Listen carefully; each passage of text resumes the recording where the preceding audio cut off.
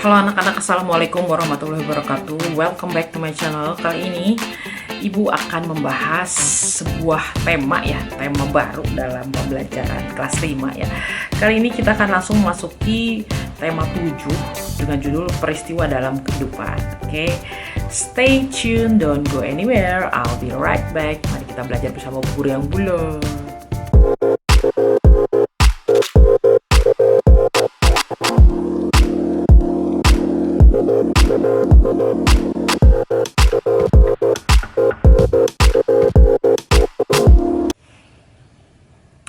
Oke ya, kita langsung memasuki halaman pertama di sini. Kita langsung memasuki subtema 1 ya. Peristiwa kebangsaan masa penjajahan. Nah, di sini kita langsung masuk ke halaman 2 deh. Kita langsung masuk ke halaman 2 aja. Di sini ada 2 buah gambar ya. Pertama ada buah cengkih ya, sebelum dikeringkan, dan cengkih sesudah dikeringkan ya. Rempah-rempah begitu melimpah di bumi Indonesia. Melimpahnya rempah-rempah dapat meningkatkan kesejahteraan masyarakat Indonesia. Namun rempah-rempah yang begitu melimpah juga membuat bangsa-bangsa di Eropa berusaha untuk menguasai perdagangan. Di sini ada 3 pertanyaan yang harus kita jawab. Oke, pertama, mengapa bangsa Indonesia pertanyaan pertama, mengapa bangsa Eropa berhasrat memonopoli perdagangan rempah-rempah? Kenapa? Ya, jawabannya adalah karena harga jual rempah-rempah di Eropa pada saat itu sangat mahal. Jadi mereka berusaha tuh berlomba-lomba. Lalu pertanyaan kedua, seberapa tinggi kan nilai ekonomis rempah-rempah di mata bangsa-bangsa Eropa? Harga dari rempah-rempah sangat menjulang tinggi, semahal emas. Sama dengan harga emas ya maksudnya. Masyarakat Eropa sangat membutuhkan rempah-rempah untuk industri obat-obatan dan bumbu masak. Ya, karena di sana itu jarang ya. Oke, untuk nomor 3, pertanyaannya, apa hubungan rempah-rempah dan penjajahan Indonesia? Hal ini dikarenakan bangsa Eropa mengalami kesulitan mendapatkan rempah-rempah sejak jatuhnya Konstantinopel ke tangan bangsa Turki pada tahun 1453. Permusuhan antara bangsa Turki dengan bangsa Eropa membuat pasokan rempah-rempah jadi tersendat. Oleh karena itu, mereka berusaha mencari sendiri daerah penghasil rempah-rempah dengan melakukan penjelajahan samudera dan melakukan penjajahan terhadap negara-negara yang kaya rempah-rempah. Lalu kita masuk ke halaman selanjutnya, adalah di sini tentang si Beni ya nih.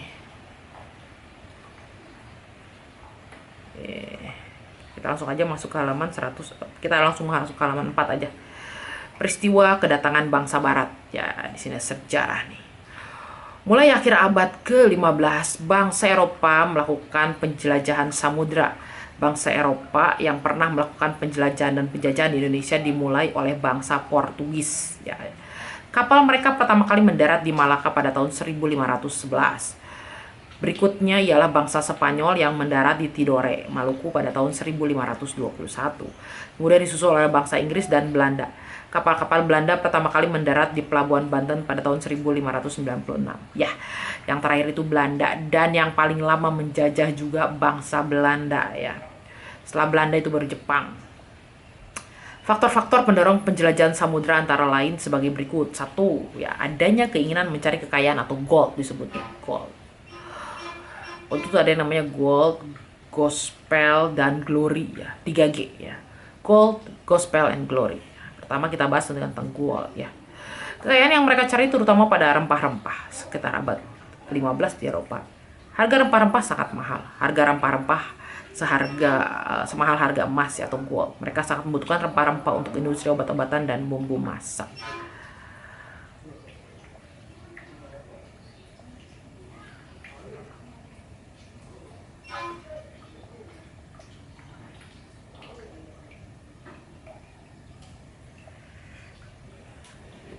Lalu yang kedua yaitu gospel ya, adanya keinginan menyebarkan agama ya. Selain mencari kekayaan dan tanah jajahan, bangsa Eropa juga membawa misi khusus. Misi khusus tersebut adalah menyebarkan agama kepada penduduk daerah yang dikuasainya. Tugas mereka ini dianggap sebagai tugas suci yang harus dilaksanakan ke seluruh dunia dan dipelopori oleh bangsa Portugis. Lalu yang ketiga adalah adanya keinginan mencari kekayaan atau glory ya. Di Eropa ada suatu anggapan bahwa apabila suatu negara mempunyai banyak tanah jajahan, negara tersebut termasuk negara yang jaya atau glory. Dengan adanya anggapan ini, negara-negara Eropa berlomba-lomba untuk mencari tanah jajahan sebanyak-banyaknya. Lalu yang keempat, ini ada tambahan ya, perkembangan ilmu pengetahuan dan teknologi. Ilmu pengetahuan dan teknologi berkembang dengan pesat ya, contohnya seperti berikut. Satu, dikembangkannya teknik pembuatan kapal yang dapat digunakan untuk mengarungi samudera luas. Yang kedua, ditemukannya mesiu untuk persenjataannya. Senjata dapat digunakan untuk melindungi pelayaran dari ancaman bajak laut dan sebagainya. Yang ketiga, ditemukannya kompas. Kompas digunakan sebagai petunjuk arah sehingga para penjajah tidak lagi bergantung pada kebiasaan alam untuk menentukan arah. Biasanya mereka berpedoman pada bintang, sehingga jika angkasa tertutup awan, mereka tidak dapat meneruskan pelayarannya. Dengan kompas, mereka bebas berlayar ke arah manapun tanpa gangguan, baik siang maupun malam. Oke, di sini ada berdasarkan bacaan di atas, istilah kolom-kolom berikut sesuai dengan pertanyaan ini menjawab pertanyaan dalam kolom ya, tentang kedatangan bangsa Barat. Oke, kita memasuki pertanyaan pertama. Siapa yang dimaksud dengan bangsa Barat? Bangsa Barat adalah bangsa-bangsa Eropa ya. Pertanyaan yang kedua, apa faktor yang melatar belakangi bangsa-bangsa Eropa melakukan penjajahan di Indonesia? Jawabannya ingin menguasai rempah-rempah. Pertanyaan ketiga, kapan bangsa Barat mulai melakukan penjelajahan samudra? Ya, ini jawabannya adalah sekitar akhir abad ke-15 ya. Yang pertanyaan keempat, di mana bangsa Barat pertama kali mendarat di Indonesia? Itu jawabannya pertama kali mendarat di Malaka pada tahun 1511. Lalu mengapa bangsa Barat melakukan penjelajahan samudra? Jawabannya mencari kekayaan, gold, menyebarkan agama gospel, mencari kejayaan atau glory ya, dan perkembangan ilmu pengetahuan dan teknologi. Pertanyaan keenam, bagaimana kondisi rakyat yang melalui penjajahan? Udah jelas ya, nggak usah diceritain, menderita ya. Oke, lalu kita akan memasuki di sini mengulas teks ya, diskusikan teks peristiwa kedatangan bangsa Barat dengan teman-temanmu. Kemudian buat ulasan mengenai bangsa tersebut seperti di bawah ini. Ini bisa dilaksanakan mandiri ya, tidak perlu dengan teman. Kita coba ulas teks ya yang tadi. Judulnya peristiwa kedatangan bangsa Barat. Bagian yang paling menarik, harga rempah-rempah sangat mahal semahal emas. Bangsa Eropa yang datang pertama kali adalah Portugis atau Portugal ya.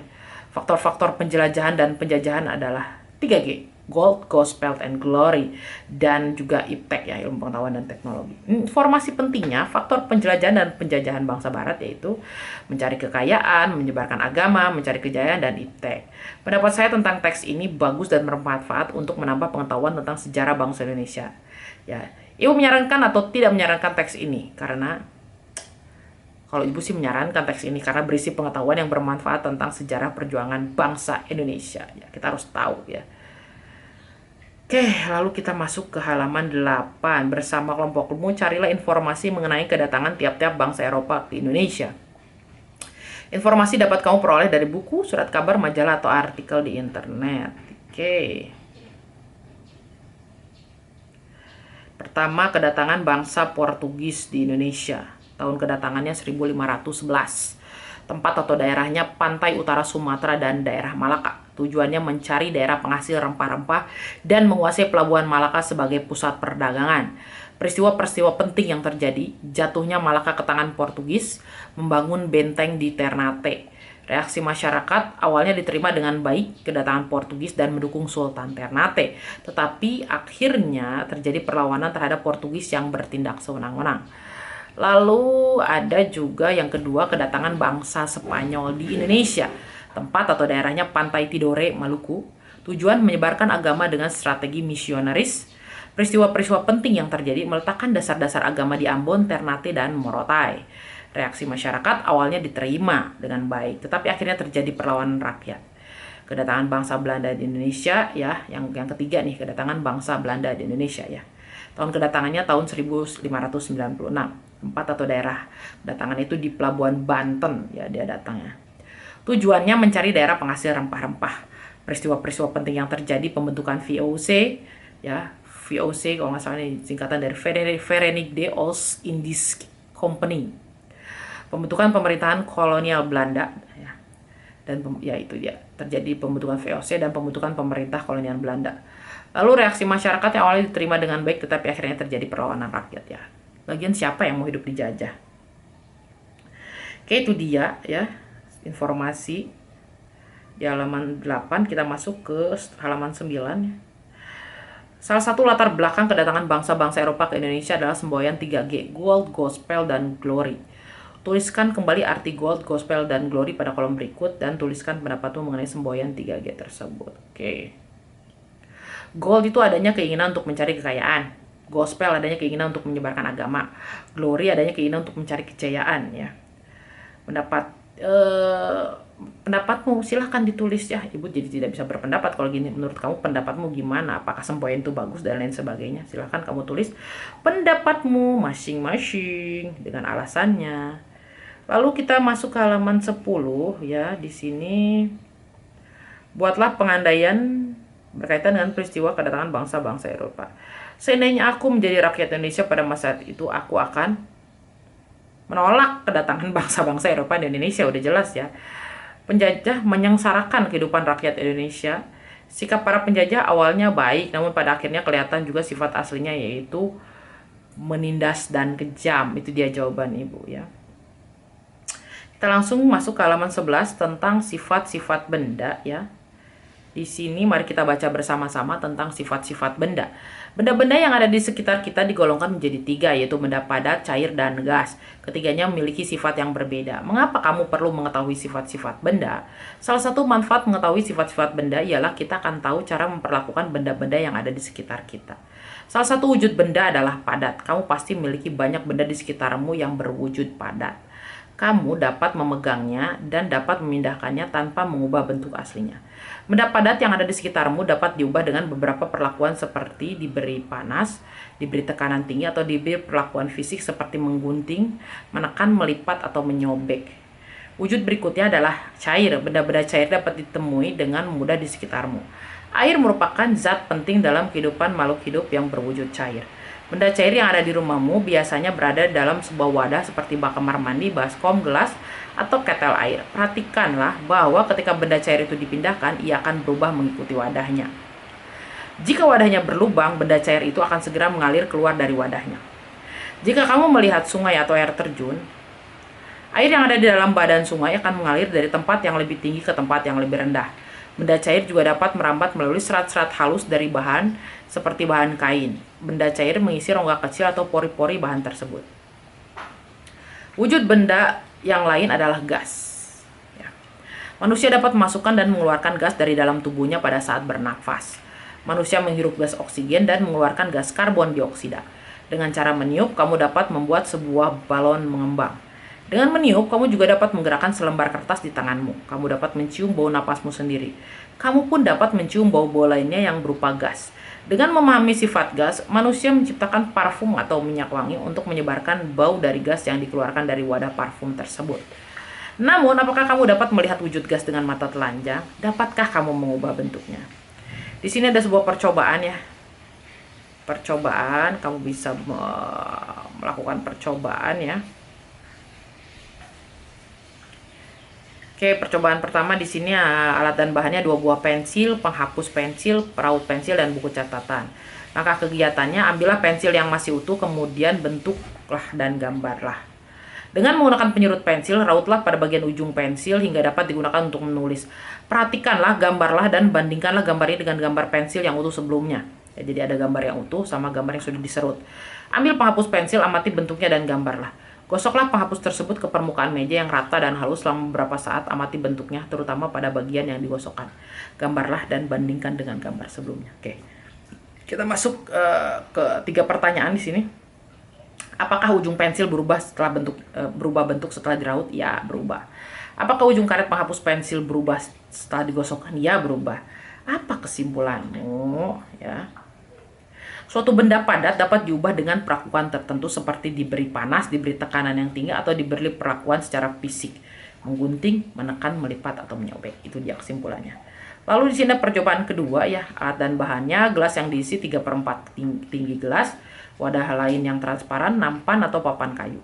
Langkah kegiatannya, pertama, letakkan gelas yang berisi air pada permukaan yang rata. Amati dan gambarlah. Letakkan gelas tersebut di atas nampan atau papan kayu. Perlahan miringkan nampan atau papan kayu tersebut dan jagalah jangan sampai isi gelas tumpah. Dimiringin ya. Perhatikan dengan sesama, lalu gambarlah bandingkan dengan gambar sebelumnya. Kalau sekarang sih gak usah digambar tapi difoto aja. Pindahkan air dalam gelas ke dalam wadah yang lain, perhatikan apa yang terjadi, dan gambarlah, foto saja ya, gak usah digambar. Tuangkan air tersebut ke atas tanah, perhatikan apa yang terjadi dan catatlah. Mari kita jawab 4 buah pertanyaan berikut. Bagaimana bentuk permukaan air di gelas saat sebelum dan sesudah dimiringkan? Ya, bentuk permukaan air tetap datar baik sebelum maupun sesudah dimiringkan. Apa yang terjadi ketika air dituangkan ke dalam wadah yang lain? Air jika dituangkan ke dalam wadah, maka bentuknya mengikuti wadahnya.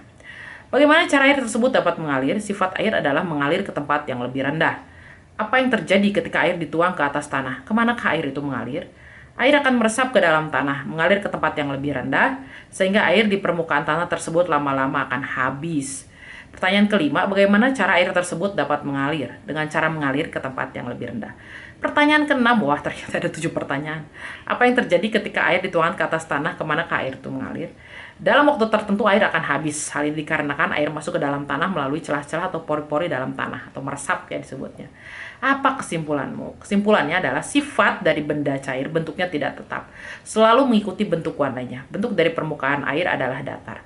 Benda cair bersifat mengalir ke tempat yang lebih rendah, menekan ke segala arah, serta meresap melalui pori-pori atau celah-celah. Oke, itu dia. Ada percobaan ketiga sama juga di sini. Kalian bisa baca di sini ya. Alat dan bahannya sama langkah kegiatannya. Ibu akan langsung menjawab ke pertanyaannya saja ya. Oke, pertanyaannya Ibu akan jawab. Apa yang akan terjadi pada saat kamu membenamkan gelas tersebut? Mengapa? Gelas akan terangkat kembali karena mendapat tekanan atau dorongan udara yang terperangkap dalam gelas. Pertanyaan kedua, apa yang terjadi pada saat gelas dimiringkan? Mengapa hal itu terjadi? Akan keluar gelembung udara karena dalam gelas berisi udara yang terperangkap. Yang ketiga, apakah kesimpulanmu dari percobaan ini? Sifat benda gas adalah mengisi seluruh ruangan yang ditempatinya. Benda gas menekan segala arah. Berdasarkan percobaan di atas, buatlah sebuah laporan percobaan dengan menggunakan poster. Ya, itu silakan nanti kamu buat. Tentunya berdasarkan dari perintah Bapak Ibu guru kamu. Oke. Ibu cukupkan video ini sampai di sini ya untuk tema 7. Di subtema 1 pembelajaran 1 ini kita akan sambung besok di masih di tema 7, masih juga di subtema 1, kita nanti akan masuki ke pembelajaran 2. Oke. Tetap jaga kesehatan, selalu gunakan masker, jangan lupa kalian melakukan pola hidup bersih dan sehat. Oke. See you on the next vlog. Bye bye. Wassalamualaikum.